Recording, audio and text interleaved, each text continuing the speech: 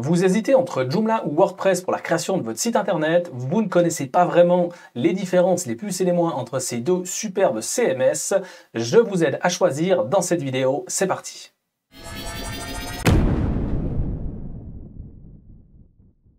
Bonjour, je suis Frédéric Bianchi, le fondateur de l'agence Web Ressources à Lausanne et dans cette vidéo, je vais vous partager mon expérience sur ces deux systèmes, ces deux CMS pour vous aider à choisir si vous hésitez selon le projet que vous avez envie de réaliser avec votre site internet. Alors pour la petite histoire, moi ça fait plus de 15 ans que je fais du web maintenant. J'ai d'abord commencé sur Joomla pendant des années et ça fait maintenant quelques années que je suis passé également sur WordPress puisque la demande est assez énorme puisque WordPress va propulser à peu près un site sur deux au niveau de la part de marché dans le monde.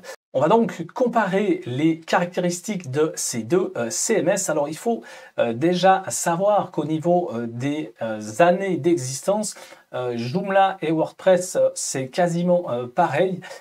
Puisque Joomla a été fondé le 17 août 2005 et WordPress un petit peu plus jeune, le 27 mai 2003. Donc ils ont une vingtaine d'années les deux d'existence. Mais à la base, WordPress était surtout fait pour faire du blog. Joomla était fait pour faire du site web. Mais Joomla a toujours été un peu plus complexe, plus difficile à prendre en main, alors que WordPress a toujours été directement assez intuitif et facile à comprendre, ce qui en fait certainement la popularité qu'il a gagnée au fil des années auprès des développeurs web, des webmasters, etc. Et donc, ça fait qu'on a eu une courbe pour WordPress qui a été beaucoup plus grande au niveau de la popularité que Joomla, bien que ces deux CMS soient assez égaux au niveau de ce qu'on peut faire aujourd'hui pour un site internet. Alors, il est clair que, comme je le disais, WordPress a toujours été plus intuitif, un peu plus facile d'utilisation, alors que Joomla a été plus complexe. Alors ça s'est pas mal démocratisé quand même ces dernières années avec les dernières versions de Joomla, parce qu'il y a eu une énorme refonte du code source, de la mise en page du back-end, et ce qui fait que ça le rend quand même maintenant, à mon sens, plus convivial et plus facile à comprendre que ce qu'il était il y a encore quelques années. Au niveau des plugins, alors sur WordPress, quand on veut rajouter des fonctionnalités, comme un plugin de sécurité, on va vraiment parler que de plugins, alors que sur Joomla, on va parler de composants et de plugins, d'extensions de manière générale. WordPress a un peu plus de 59 000 plugins actuellement, alors que Joomla en compte un peu plus de 8 000 extensions.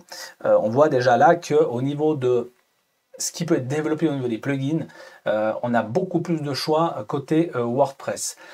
Au niveau du SEO, de ce qu'on peut faire en référencement naturel, les deux systèmes sont pour moi sur le même piédestal. Sur WordPress, il faudra peut-être plus installer des plugins pour ça, parce que Joomla nativement est mieux fait techniquement pour le référencement naturel, mais avec des plugins sur WordPress comme Rank Math ou All-in-One SEO, Yoast SEO, etc. Il y en a certainement d'autres que je ne connais même pas.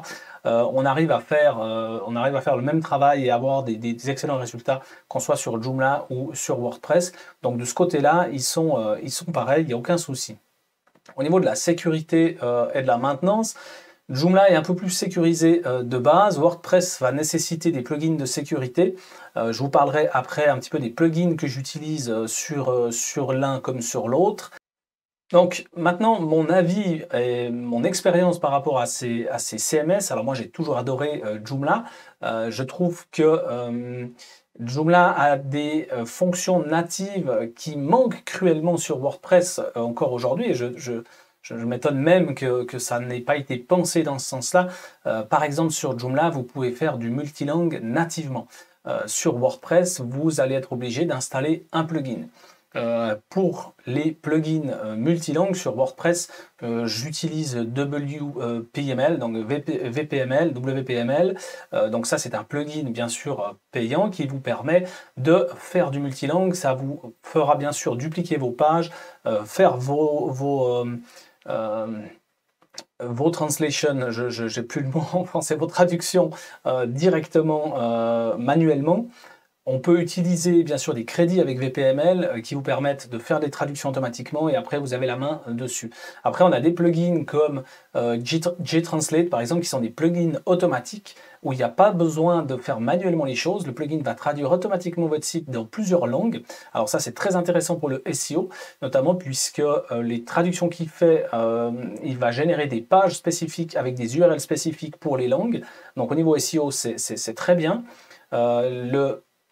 Le seul petit hic que je vois par rapport à ça, c'est que vous n'êtes pas propriétaire de la traduction puisqu'elle n'est pas directement sur votre site, elle est gérée par le site et les serveurs de JTranslate. Mais c'est quelque chose qui fonctionne très bien, ça coûte je crois à peu près 400 francs suisses, hein. Je parle en francs suisses puisque je suis de Lausanne, à peu près 400 francs suisses ou 400 $, je ne sais plus exactement par année, donc c'est quand même une somme, mais par contre, vous n'avez aucune action manuelle à faire. Vous avez votre site qui est traduit dans plein de langues et de manière très efficace.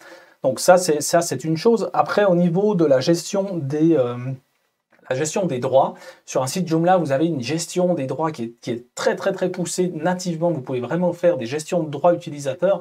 Vous pouvez créer des groupes utilisateurs, vous pouvez vraiment, si vous voulez faire un site où vous allez avoir besoin vraiment de gérer des droits d'accès en fonction des statuts des utilisateurs, etc., Joomla sera bien indiqué parce que nativement, vous allez pouvoir faire énormément sans même installer quoi que ce soit. Donc ça, c'est un plus pour Joomla que WordPress n'a pas. WordPress va nécessiter, une fois encore, des plugins pour pouvoir faire ça. Ensuite, dans, je dirais, les plus, les moins, si on parle de sécurité, c'est clair que Joomla, comme il est moins populaire, il est aussi, de par le fait, moins attaqué. Et donc, il sera moins soumis aux attaques qu'un site WordPress, forcément, puisque il est beaucoup moins populaire. Au niveau des parts de marché, il faut savoir que WordPress, c'est 43% de part de marché, alors que Joomla, c'est 1,7, 1,8%. Donc vous voyez, on a vraiment une différence énorme entre ces deux CMS. Et je pense que Joomla mériterait très franchement d'avoir un peu plus de part de marché, parce que c'est vraiment un CMS qui est au top, que j'ai toujours adoré. D'ailleurs, ça se sent dans mes paroles, mais c'est vraiment un CMS que j'aime beaucoup. Au niveau de ce qu'on peut faire avec Joomla et WordPress en fonction du projet que vous avez. Si vous voulez faire un site, je dirais, communautaire avec de la gestion d'événements ou de la gestion de membership avec du level poussé au niveau des utilisateurs, etc., moi, je partirais plutôt sur un site Joomla parce que vous allez pouvoir installer des composants comme Membership Pro de joomdonation.com. C'est un développeur qui fait ce genre d'extension pour Joomla depuis des années et ils font vraiment un top boulot. Et donc, vous allez pouvoir installer par exemple un composant comme Membership Pro, un composant comme Event Booking du même développeur qui vous permettra de faire de la gestion d'événements, d'enregistrement de membres sur le site avec pas mal de personnalisation possible parce que ces deux composants ont vraiment une configuration assez poussée au niveau des champs personnalisés qu'on pourrait créer, au niveau des accès, au niveau de toutes les options d'email. Ces deux composants sont vraiment top pour faire de la gestion de membres, de la gestion d'événements de manière assez personnalisée. Donc ça, c'est quelque chose pour laquelle j'ai encore pas vraiment trouvé d'équivalent sur WordPress, bien que j'utilise aussi sur WordPress des systèmes pour de la réservation. Alors pour WordPress, ce que je remarque souvent, c'est que les plugins sont beaucoup plus chers que ce que vous allez trouver sur Joomla. On est généralement à 5 à 10 fois plus cher sur WordPress, hein, que vous le sachiez. Les plugins sur WordPress coûtent cher, ils sont développés bien sûr mondialement et par des développeurs pro, Joomla aussi, mais je pense que au niveau de WordPress, il y a une volonté, alors il y a un marché, après il y a une volonté d'automatiser beaucoup. Quand on installe un plugin sur WordPress, on est guidé pas à pas pour la config, pour les trucs, alors que sur Joomla, c'est un petit peu plus démerde-toi, si je peux le dire comme ça, et donc forcément, il va falloir peut-être creuser un petit peu plus pour faire ça sur du Joomla que sur du WordPress. C'est pour ça aussi, je pense que les prix des plugins sont plus élevés côté WordPress, parce qu'au niveau développement, au niveau user-friendly, je pense qu'on est un peu plus orienté de ce côté-là sur WordPress que sur Joomla, qui va se concentrer plus sur la fonctionnalité, et après, il faudra peut-être un peu creuser pour faire ce qu'on veut avec. Au niveau de WordPress, pour faire par exemple de la gestion de membres, on va pouvoir utiliser MemberPress, qui est un excellent plugin pour ça, mais qui a un coût, il est dans les 360 $, je crois, par année, et vous payez la première année moitié prix. Ça, c'est un truc qu'ils aiment bien faire sur WordPress, hein. Tous les plugins que vous achetez, vous les payez généralement 50% la première année, et après, c'est la deuxième année que vous payez le prix plein. Mais c'est une technique qui fonctionne assez bien. Et donc, on va pouvoir utiliser du MemberPress pour faire de la gestion de membres et de formation en ligne. Par exemple, ça, c'est un plugin qui est vraiment très poussé. Après, si c'est juste pour faire de la restriction de contenu, moi, j'ai un plugin que j'aime bien, c'est Restrict Content Pro, qui est relativement pas cher et qui permet déjà de faire ce qu'on veut au niveau de la restriction de page, avec de la fonction pour inscrire les utilisateurs, les faire payer directement, etc. Donc ça, c'est un plugin qui fonctionne assez bien. Et puis concernant l'enregistrement d'événements, alors moi je vais plutôt utiliser sur WordPress, c'est The Event Calendar en version pro, et si vous voulez pouvoir vendre les tickets, c'est The Event Ticket Pro qui va de pair avec Event Calendar. Donc on voit bien que là on a besoin aussi de deux plugins, parce qu'on a un plugin qui va nous permettre, The Event Calendar, de faire des calendriers avec des événements, de restreindre non, la restriction se fait par les tickets justement. On va pouvoir créer des événements avec The Event Calendar, et avec The Event Ticket Pro, on va pouvoir en fait vendre des places pour les événements. Et là, au niveau des tickets, on va pouvoir en fait créer comme un système de billetterie. Vous allez pouvoir créer vos tickets, et en fonction de ça, vous allez pouvoir gérer le nombre de tickets que vous vendez par type, par prix, etc., etc. Et vous allez pouvoir associer ces tickets aux événements que vous avez créés. Donc c'est quelque chose qui fonctionne assez bien, mais je trouve que c'est déjà un peu plus complexe parce qu'il nous faut déjà deux plugins pour ça. Et puis après, pour le paiement, c'est là que je trouve que ça coince toujours un petit peu, ou que c'est un petit peu plus une grosse machine au niveau de WordPress. C'est que par exemple là, si on veut faire un paiement globalisé sur le site, on va devoir utiliser WooCommerce. Ça veut dire qu'on va devoir installer The Event Ticket Pro, The Event Calendar Pro et WooCommerce, qui va gérer la partie commande, finalisation de commande et paiement. Alors c'est un avantage, c'est que si vous avez un autre système sur votre site WordPress, vous allez aussi pouvoir utiliser WooCommerce pour la gestion du paiement, par exemple pour les réservations d'événements, un peu comme un Calendly. Vous avez un plugin qui s'appelle Amelia pour WordPress, qui fonctionne vraiment top, qui peut se synchroniser avec votre calendrier Google, iCloud, etc., qui est vraiment génial, que j'utilise sur la plupart de mes sites pour quand on a besoin de ce genre de choses. Là, on va pouvoir aussi mettre du paiement, par exemple par Stripe, et on va pouvoir utiliser WooCommerce également comme moyen de paiement. Donc, c'est pas mal parce que ça nous fait gérer en fait. WooCommerce va pouvoir gérer tout ce qui est commande, envoi d'email, paiement en ligne au même endroit, que ce soit pour le système Amelia ou que ce soit pour le système de réservation d'événements. Donc, c'est pas mal parce que ça nous fait une gestion globale. Maintenant, ça nous fait quand même installer à chaque fois plusieurs plugins qu'il va falloir faire communiquer ensemble. Bon, alors bien sûr que c'est prévu pour, donc il n'y a qu'à activer dans les plugins les fonctions pour WooCommerce, mais disons qu'avec un composant Joomla, avec un seul composant de membership par exemple, vous allez tout pouvoir faire avec le paiement en ligne, la plateforme de paiement par Stripe ou Stripe Checkout, avec un seul composant. C'est ça qui est un petit peu différent de WordPress. Dans mon expérience, c'est que WordPress nécessite toujours beaucoup de plugins, c'est un peu une usine à plugins, hein, comme j'aime à le dire, alors que Joomla est beaucoup plus concentré sur des composants qui ont tout déjà à l'intérieur. Ensuite, au niveau e-commerce, si vous voulez faire un site e-commerce, franchement, là, il n'y a pas vraiment de plus, de moins. Sur Joomla, j'ai pas mal travaillé avec Virtumart. J'ai pas mal travaillé aussi avec IKShop qui est aussi au top, hein, qui est aussi très bien comme système e-commerce. Après, sur WordPress, ben, on va avoir WooCommerce, hein, c'est un peu le seul qu'on a sur WordPress. Je dirais que sur les deux systèmes, que ce soit sur Joomla ou sur WordPress, vous allez pouvoir faire un e-commerce qui fonctionne très bien. Après, qu'on soit sur Joomla, sur WordPress, c'est un petit peu égal. On va pouvoir faire à peu près les mêmes choses d'un côté ou de l'autre.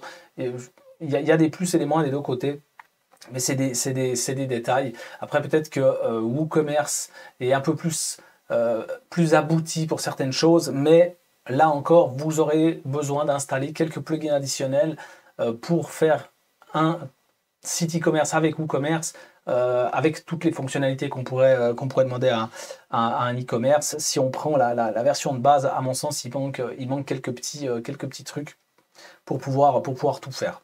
Je ne vais pas le détailler là, peut-être que je ferai une vidéo spécifique pour ça si vous le demandez. Simplement, vous pouvez le mettre en commentaire si ça vous intéresse d'avoir peut-être une vidéo spécifique par composant ou par type de projet que vous avez. Ça pourrait être intéressant que je fasse une vidéo spécifique que sur ce genre de choses. Maintenant, je vais vous parler un petit peu des plugins et des composants que j'utilise. Alors moi, dans mon approche de site web, donc comme vous l'aurez compris, donc j'ai une agence web, donc je crée des sites internet pour les professionnels et j'utilise bien sûr Joomla ou WordPress. Je ne suis absolument pas programmeur personnellement, donc je vais vraiment utiliser au maximum les plugins et les composants existants dans ces deux CMS. Et s'il y a besoin, ben, on peut faire développer des plugins custom, mais j'évite autant que possible de partir là-dedans. Donc par rapport à ça, il y a différents composants côté Joomla, composants et plugins. On va parler que d'extensions, hein, pour les deux, ça sera plus simple. J'utilise toujours bien sûr Joomla et WordPress qui sont des CMS open source, donc n'importe qui peut télécharger, installer son site.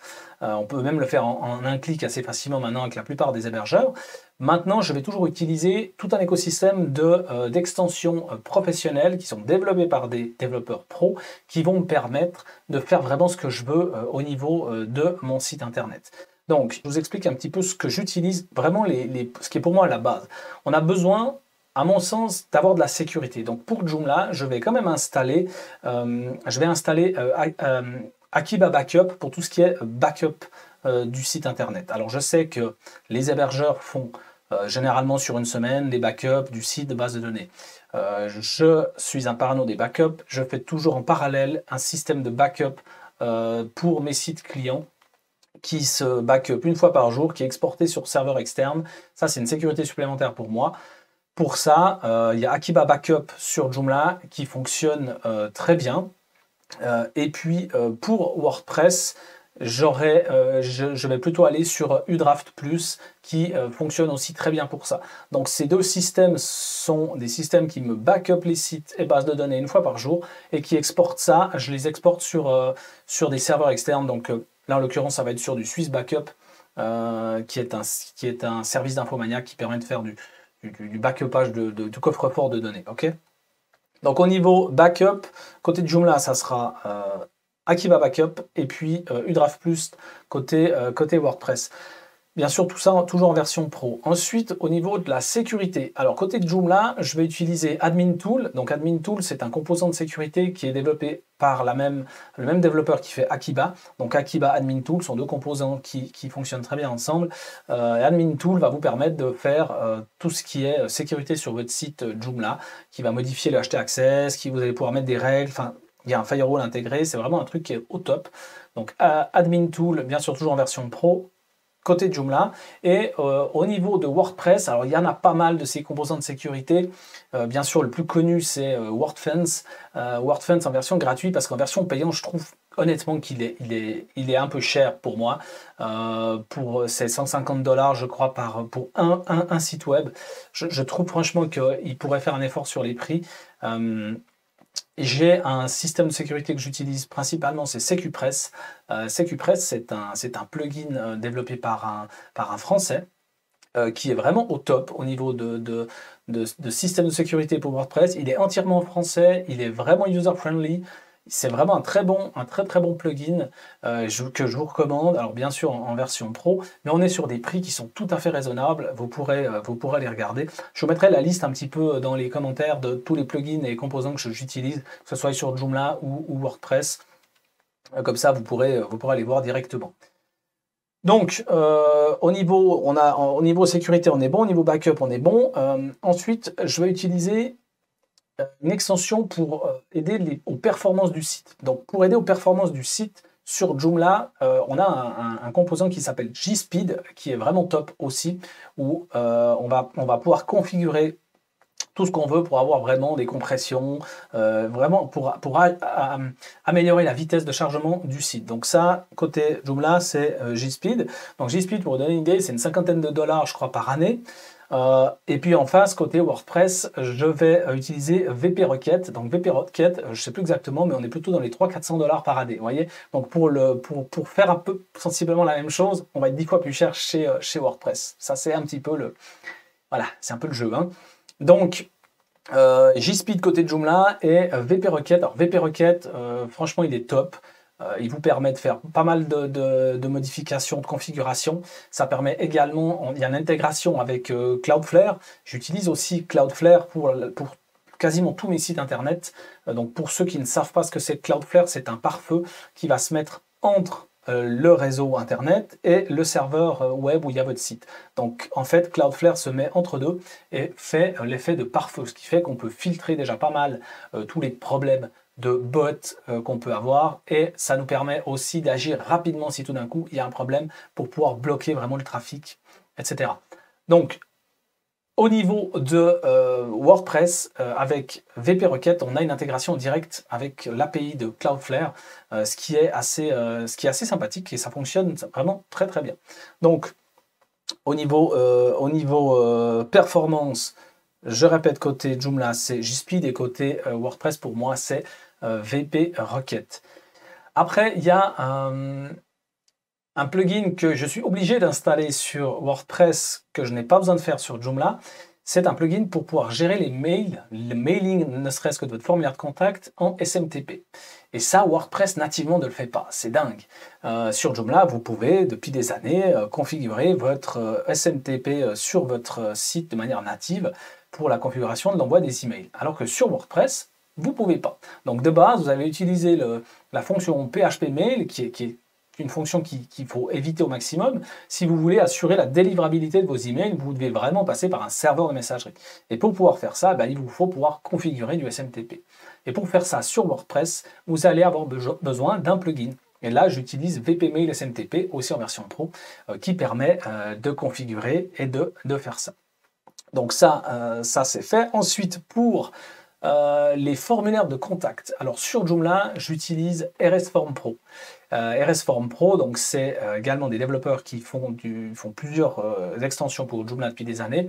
RSForm Pro, c'est vraiment un gestionnaire de formulaires qui vous permet de faire des formulaires simples, voire complexes.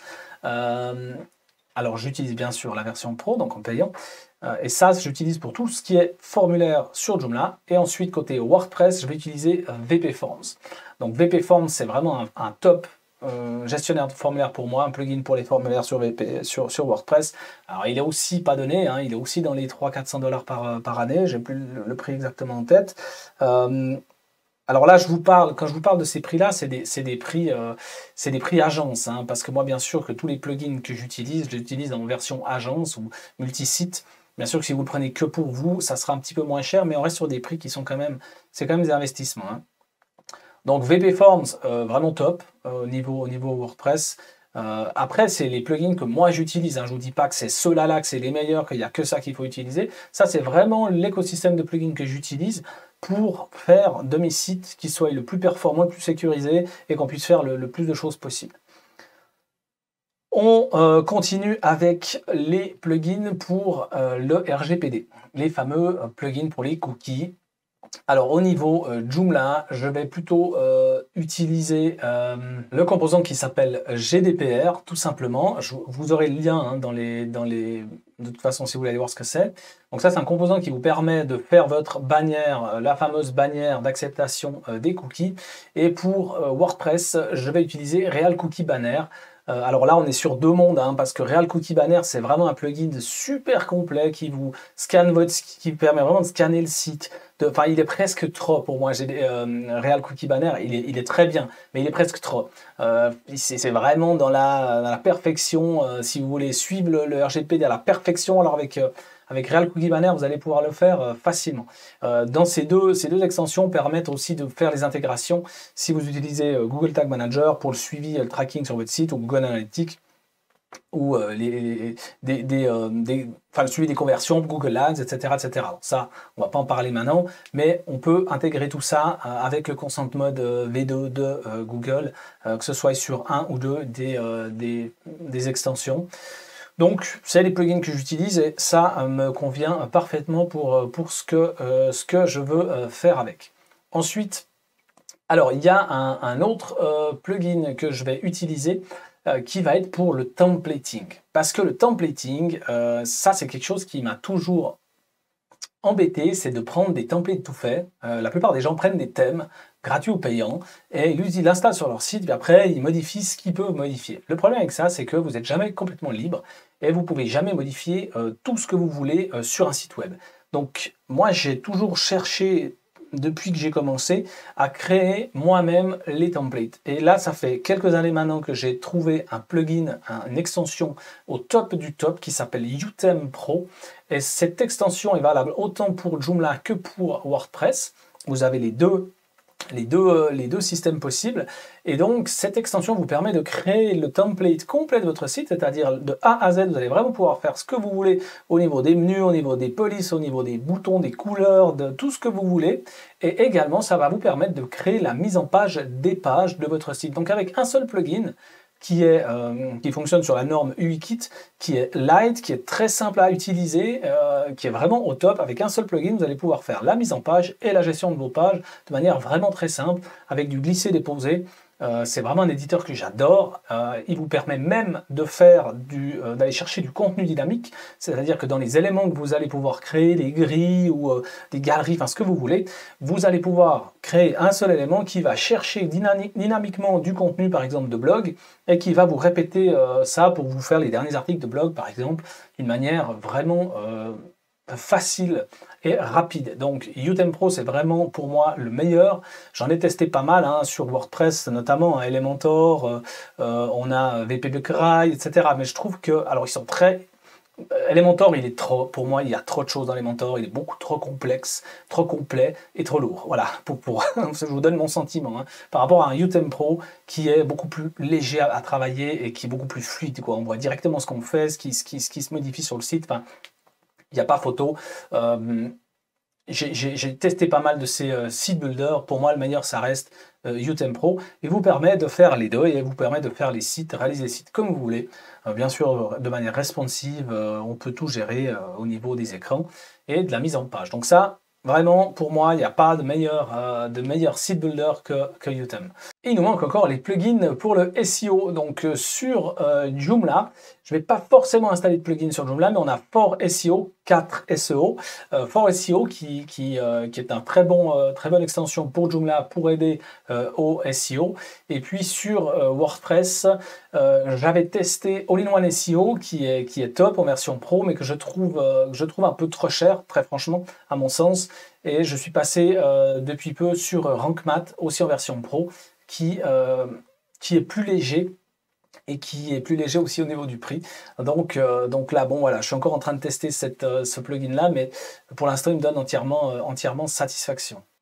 Voilà un petit peu pour les plugins que j'utilise vraiment de base sur les deux sites. Quand je crée un site web, c'est généralement ces plugins qui font partie du site.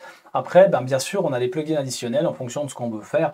On a un plugin que j'aime bien sur WordPress qui est Smashballoon, qui permet de faire de l'intégration de flux Instagram, par exemple, ou Facebook. Également l'intégration des avis Google, par exemple. Donc ça, c'est intéressant comme type de plugin qui fonctionne très bien. Et puis après, bien sûr, ça dépend un petit peu ce qu'on veut faire spécifiquement. Mais voilà, en gros, tous les plugins que je vais utiliser, mon écosystème de fonctionnement. Donc, vous aurez compris, c'est quand même un écosystème avec beaucoup de plugins, beaucoup d'extensions professionnelles. Donc moi, bien sûr, ça me coûte relativement cher puisque j'utilise que des versions multi-sites agence. Si vous voulez utiliser ces plugins, ça vous coûtera bien sûr moins cher si vous les utilisez de manière solo. Mais il faut quand même compter, si vous allez sur WordPress, il vous faudra compter entre 7 et 800 dollars ou euros suivant les plugins par année pour la liste des plugins que je vous ai énumérés. Donc vous voyez qu'on est sur des plugins qui sont relativement onéreux. Mais après, on a les plugins qui sont pro, on a le service qui va avec, et donc, bien sûr, quand on l'utilise pour faire son site de manière professionnelle et vendre ses services ou vendre avec du e-commerce, c'est normal que d'un côté, on paye pour avoir quelque chose qui fonctionne correctement, qui va permettre de ramener de l'argent. Voilà, on arrive gentiment au bout de cette vidéo. J'espère que je ne vous ai pas trop fait chauffer le cerveau avec ces comparaisons. Pour résumer, je dirais que si vous voulez un site pas trop cher, pas trop vous prendre la tête au niveau des divers plugins installés, peut-être vous voulez faire du multilangue ou de la gestion de membres, partez plutôt sur un site Joomla parce que ça sera plus simple à réaliser en termes de coûts et en termes de ce que vous pourrez faire directement nativement. Après, si l'installation de plugins vous fait pas peur, vous allez pouvoir utiliser WordPress et vous faire plaisir avec les divers plugins qui existent pour faire ce dont vous avez envie. Voilà pour ces 2 points. J'espère que ça vous aura aidé à au moins avoir une meilleure vision de ces 2 CMS. Peut-être que ce n'est pas suffisant pour vous selon le projet que vous avez. Vous pouvez me le mettre en commentaire. Je peux volontiers vous faire une vidéo si tout d'un coup vous avez des envies que je vous fasse une vidéo sur qu'est-ce que j'utilise ou comment je ferai tel ou tel type de site. C'est volontiers que je vous ferai une vidéo pour vous expliquer un petit peu ça plus précisément. Et puis, vous pouvez également prendre contact avec moi. Vous avez le lien sur mon site webressources.ch. Il y a sur toutes les pages une manière de prendre contact avec moi ou de réserver un audit offert pour parler de votre projet, de comment vous pouvez l'améliorer. Donc n'hésitez pas. Et puis moi je vous dis à bientôt pour la prochaine vidéo. Allez, ciao!